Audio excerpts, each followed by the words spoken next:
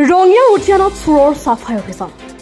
নিশা অন্ধকাৰৰ সুযোগ লৈ নগদ ধন নথি পত্ৰৰ লক্ষ টকাৰ সামগ্ৰী লুটি নিয়ে চোৰে উদ্যানত চকৰ এণ্ড ষ্টৰত সংঘটিত হয় এই চুৰিকাণ্ড আজি পুৱা দোকানখন খুলিবলৈ আহি গৰাকীয়ে প্ৰত্যক্ষ কৰে চুৰিকাণ্ডৰ দৃশ্য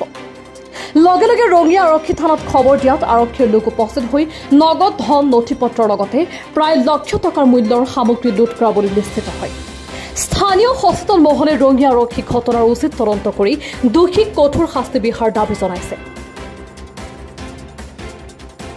অতি দুখৰ বিষয় বুলি ক'ব লাগিব মই আজি ৰাতিপুৱা মই দোকান খুলিব আহোঁতে মই দেখা পালোঁ যে মোৰ চাদৰখন বেন হৈ আছে মই ততালিকৈ লগে লগে মই ৰঙিয়া থানা আৰক্ষীক খবৰ দিলোঁ পিছত আৰক্ষীৰ সহযোগত মই দোকানখনৰ ভিতৰত সোমাই দেখিলোঁ যে দোকানখন মোৰ মানে উদং হৈ আছে আৰু গাঁৱলীয়া ভাষাত ক'লে উদং হৈ আছে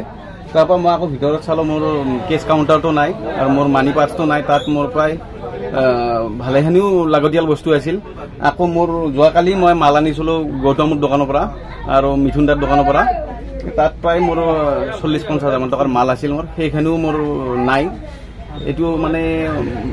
অনুমানিক মোৰ প্ৰায় 1 লাখ মান টকাৰ মাল লৈ গৈছে আৰু মই পইচাও নিছে নেকি নগদ পইচা মোৰ 23,500 মান টকা মোৰ কেছ পইচা আছিল যোৱাকালিৰ বিকৰি আৰু মোৰ মানি পাৰ্চত কিছু পইচা আছিল আৰু কি ডকুমেণ্ট নিছে আপোনাৰ মোৰ পেন কাৰ্ড আধাৰ কাৰ্ড ATM 3খন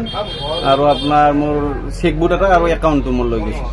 সন্দেহ বুলি ক'লে এতিয়াতো প্ৰায় মোৰ গাঁৱৰ ল'ৰাকেইটা আমাৰ গাঁৱৰ ল'ৰাৰ মোৰ ওপৰত সন্দেহ নাই হ'লেও কোনোবা বেলেগ হ'ব পাৰে মোৰ অলপ মানে এতিয়া মই সন্দেহ বুলি কাকো সেনেকৈ সঠিক ক'ব নোৱাৰোঁ আৰু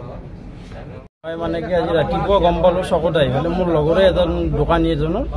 মানে কি বহুত মানুহ জোং হৈ থাকে আহি গম পালোঁ যে দোকানখন চুৰি হোৱা বুলি গম পালোঁ